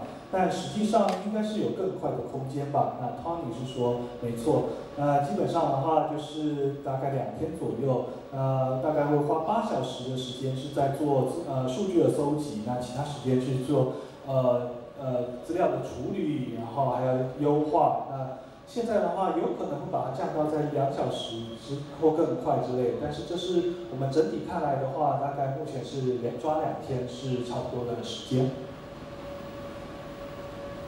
One more comment on this. That 8 to 9 hours includes repeating each test 3 times. We do that to ensure that we're getting reliable data, that there's no one-off failures.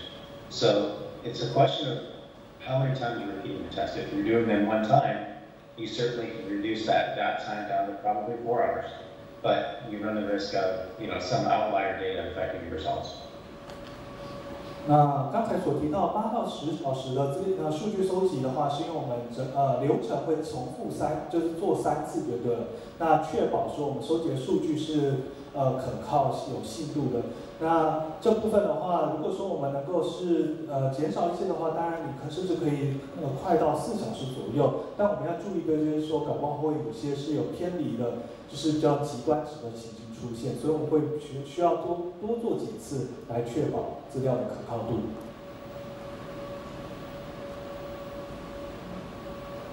我想要接下去问几个问题。Another question. 有大概的数据，就是因为这个 VCX 应该就是有几年的时间，那有没有大概数据说1年的类似吞吐量大概有多少单这样子 Okay. So for the data generated, now that VCX has been running for years, probably do you have the number as to how much of the input or throughput of the data generated from the VCX in a year, per year? So, so you see that the spec is brand new. So it has been launched end of last year. So I cannot comment on the typical. So it goes in the direction of like market potential. So how many tests? I can't answer right now. That is of course on market research.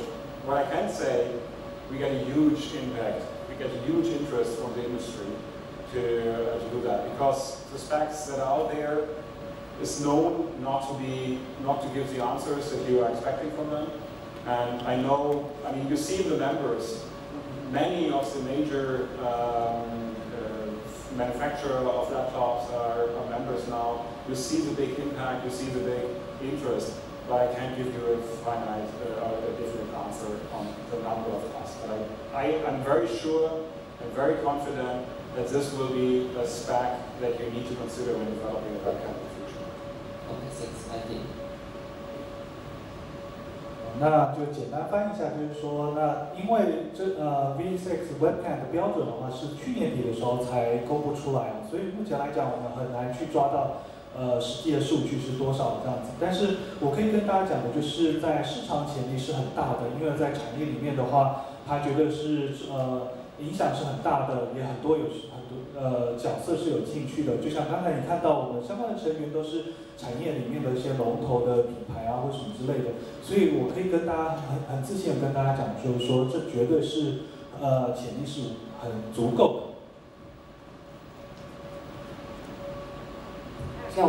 还有人有问题吗？我想请问一下，刚刚提到 A1B 收敛的部分，他说可能会 monitor 5秒到10秒内的这个区间。那在这个过程，这个 smoothness 是会有一个 score， 或者是他会如何判定这个 A1B 的收敛是不是好的这件事情 ？So 可以再说一次吗？就是说在 A1 跟 AWB 的收敛部分，对，就是收敛的这个变化性是会采纳在分数里面。对，他如果判定说这是一个 the good convergence of A 或 good convergence of AWB 这样子。So about the convergence of AE and AWE, you mentioned about there's an interval of 5 or 10 seconds. How can you determine whether the convergence is good enough, or what's the? How can you say it's a good convergence for auto exposure or auto white balance? I don't know if I can share an image very quickly, but I think it'll come across. Let me try. Yeah, so we will see you. Yeah. Yeah, you can see this. Yeah. So this is all right. So this is an example of the auto exposure sequence test, and there's a lot of detail here I won't cover. But if you'll notice across the little pictures across the top, these are the last frames captured in each sequence. So each sequence runs for 10 seconds, and we measure data across 8 of those 10 seconds. That's done because there's a little bit of transfer time where you start at a previous condition and then you see the lag change. So if you see this orange line, you'll see in each one of these, there's a large negative peak. This is the signal that we use that detects the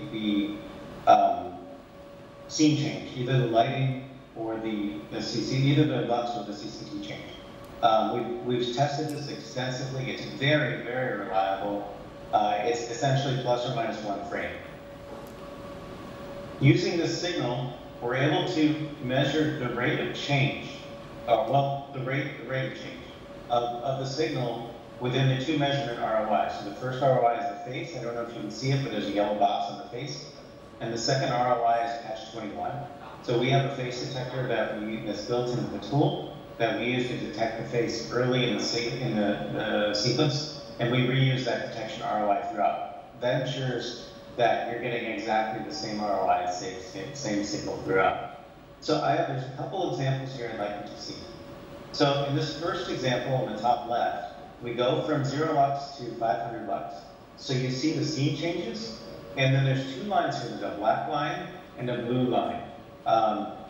The blue line is the ROI, I believe, the face, and the black line is the ROI of patch 21. So you see they both go high. They get overexposed for a very short period of time, and the exposure algorithm responds, and you see a very sharp drop. And then from that point on, the line is very, very steady.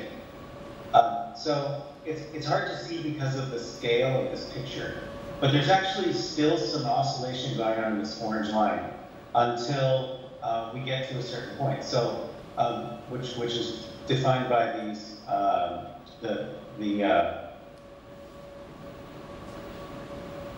the orange, I think it's the orange circle. So convergence happens here, and that's a measure of the stability of the signal on this blue line and the black line. And when that becomes stable, when it drops below a certain threshold, that's right in the algorithm, it's a very low threshold, we declare it converged. So in some cases, in some devices, that happens very, very fast.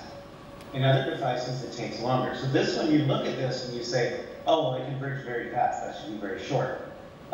It did converge very short to patch 21, but it took a little longer for the phase to settle down. Now, if we go to the right, let's look at the third one here. Something interesting happens. The scene changes. We go from 10 lux to 80 lux. So you see the signal goes up. It's high for a little while. AE converges. But notice that the subsequent line never really flattens out.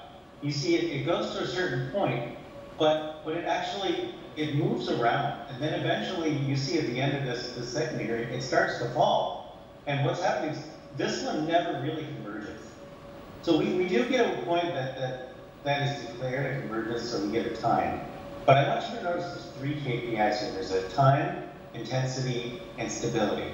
To do well, you have to do well in all 3 of these. The way the algorithm is written, if you fail any one of these KPIs, it indicates there's a problem. So in this case, we fail stability, which is because it never really converges.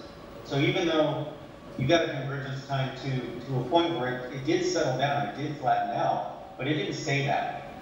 So that affects your score. You see the same thing in the second one here in 10 lux. You see it's a little bit dark. In that case, the convergence time looks good, and the convergence stability looks good. The intensity target is a little bit low. It's not enough to give you a huge negative score, but it's not as bright as some people would like to see. Same thing in the 20 lux. Now, if we go to this second one to last on the right, you see a pretty egregious example of an AA algorithm that's just not working very well. It takes, it converges, but it's not really converged, and then it converges again. So this takes 2, 4, so this is like a 5 or 6 or 7 second period of time where the camera really doesn't settle down. And you see that by the stability again. So the 3 KPIs are related, and you need to do well on all 3. Oh. I hope that answers the question. Now it's a tough job for translation. Yeah.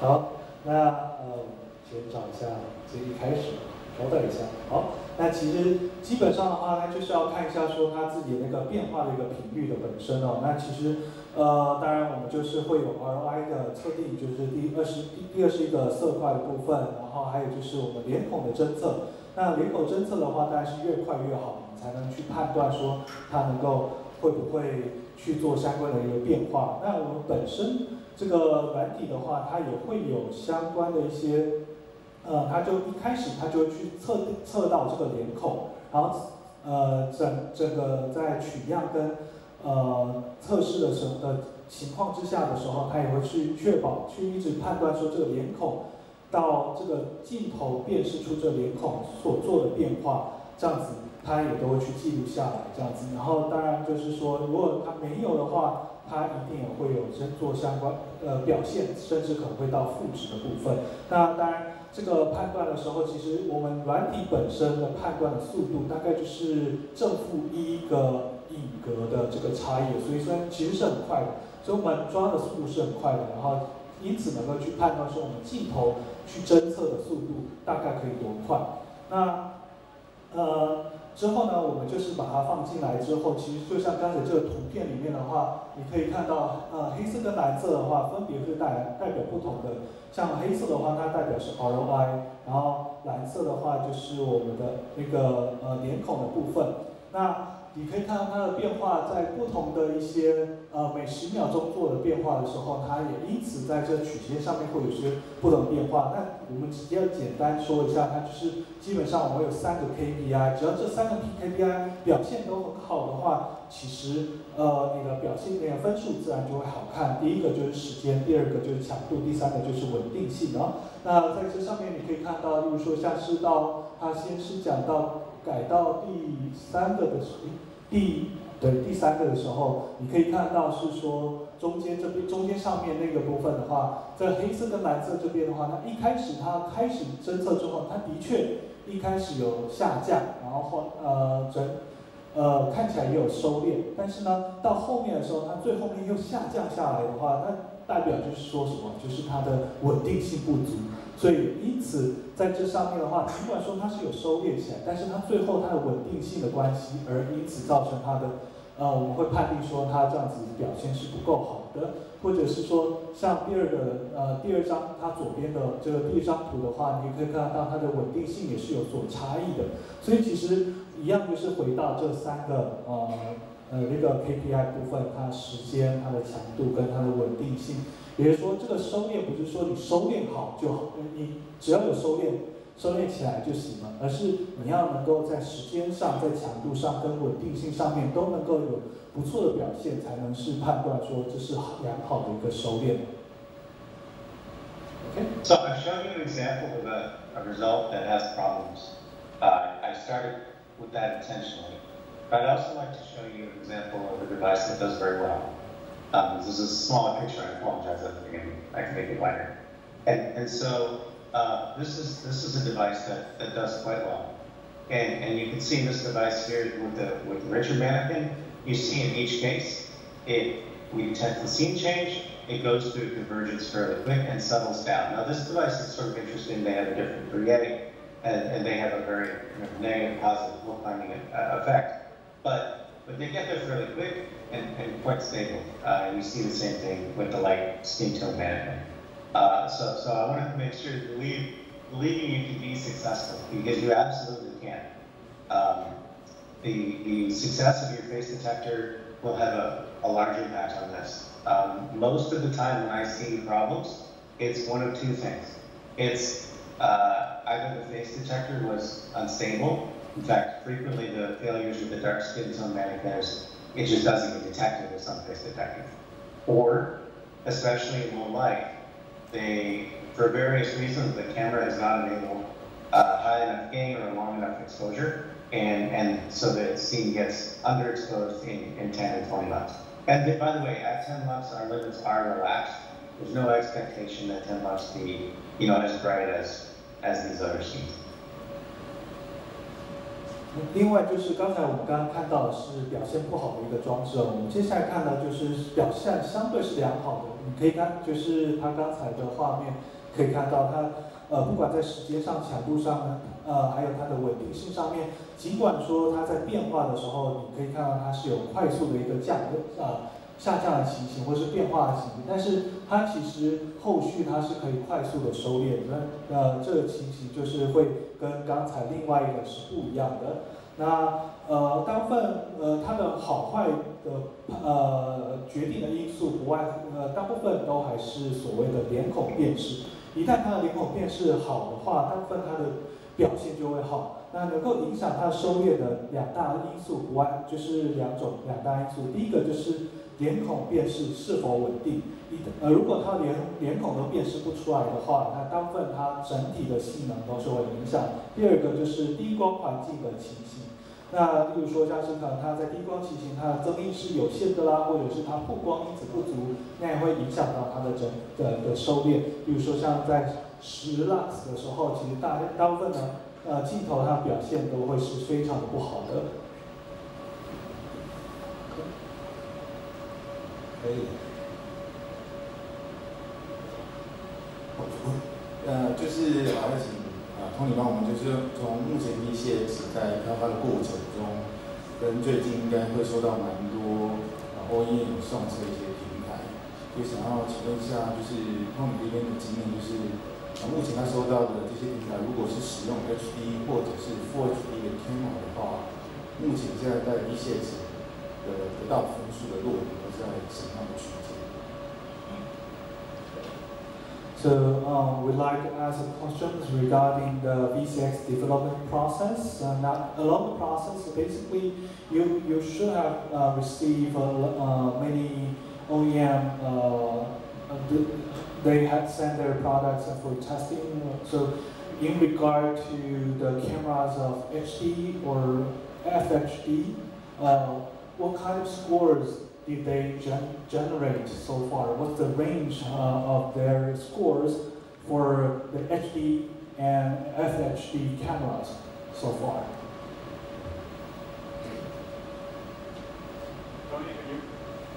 Yeah, I was just looking for some data. Let me answer that a little bit differently. So one of the things that we did on midstream development is we ran a subjective opinion study based on images captured from our reference database. This was nearly 500 images across 12 devices. And we engaged 23, I think, industry experts to rate each of those images on a scale of 1 to 5. That gave us a lot of data. And that allowed us to rank those devices. And that ranking and those results are what we use to correlate the VCX score to real-world data and real-world preferences. So when I look at that data, resolution is less important than all of us seem to think it was several years ago. However, 1 megapixel sensors are consistently in the bottom, roughly third of those opinion study results. Based on that study and based on what we've seen, the user experience demonstrates that a full HD camera seems to be the good mean point of what it takes to get a good experience. Notice on that, I haven't talked about scores yet, I'm talking about good experience. From that point on, it's more about the quality of the sensor and the quality of the ISP. It's only at the very top of our study range where we see a high resolution really having an impact at all. Now going to the VCX scores. When we measured correlation against the study results, at that time we were measuring correlation for certain resolutions, not entire devices. However, let me share this. This is the same. You may have seen this earlier. I don't know if. This is the right screen. Yeah, I don't know if the way to show this. But this demonstrates the gray line is the study that I talked about. The blue line is the VCX correlation. And so the devices here at the bottom, the worst performing device in this case, if I recall correctly, was about a 35. And the best performing device was about a 78. And so you see 1 megapixel devices were down here mostly in less than 40. Quite a few devices were in the 50 to 60 range. Yeah, I think that answers the question. 好，那我在回答的时候，可能也会稍微用不同角度来回答。就是基本上我们 VCX 的话会不同于主观的判断，所以我们是相对的是客观的。那我们所做的就是基本上我们大概就是每个装置都是取得500张影像，然后同时也找了大概是23个专家来做他们主观的一些印象的一些判定，然后并且将这个客观的数据跟主观的一些判断去做一个相关性的一个连结，然后从而再给它做一些排序。那在排序的时候，我们也就是会因此就会把这个真实世界的一个情境给它考虑进来。那但是以前的话，当然就是会发现说，我们在解析度这上面的话，其实一般来讲说是说没有那么的重要哦。那这个就是说，在跟过去几年比起来的话，其实是没有的。但是呢，后来我们也会慢慢发现说，在使用者体验上面的话，在 Full HD 这个里面的话，其实大部分的使用者体验都会给出是说，它的使用者体验是良好的。那这时候我们当然也会去考虑进来，然后去想办法去看看说这是我们要怎么样去调整的，然后 VCX 的相关性。那把这些东西在开发过程再纳进来之后，然后去做相关研究跟开发之后，最后我就得出了这个这个图表，那基本上我们所有的图表所有的装置它表现的差异其实只有几个，它可能是比较好的，其他都是比较在下面的。那是最好的那个上面甚至可能达到78%，然后最低的可能是来到30之类的。那大部分大概就是到40，甚至是或者说有些是在50到60之间这样子。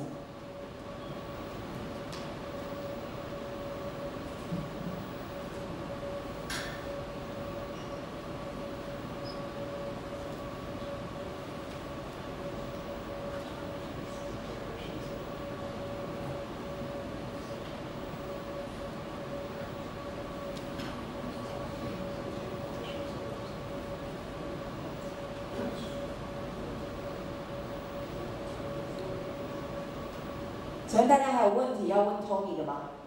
因为 Tony 的连线时间就是1个小时，但是下午的部分我们还有很多 Q&A 的时间。如果可以解答的部分的话，下午会欢迎你们再提问。还有问题吗？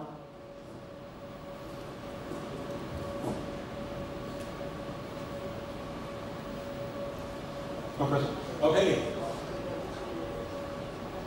So then, thank you very much for joining us today, learning about the webcam stack. I'm pretty sure we're going to all together work with that, develop it further, and I'm very happy if you can contribute, provide your feedback, and just get to use this new stack.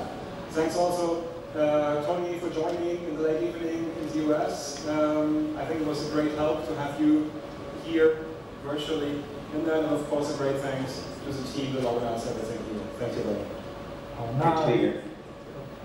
那因为时间的关系，那我们就是大概差不多到这边。那非常感谢大家的参与，然后还有就是 Tony 也从美国这边是晚上的时候，一起连线，然后加入到我们这边来进行讨论了。那在此大概就分享到这边，那也在此感谢就是我们的主办单位和所帮助的一些伙伴们，谢谢。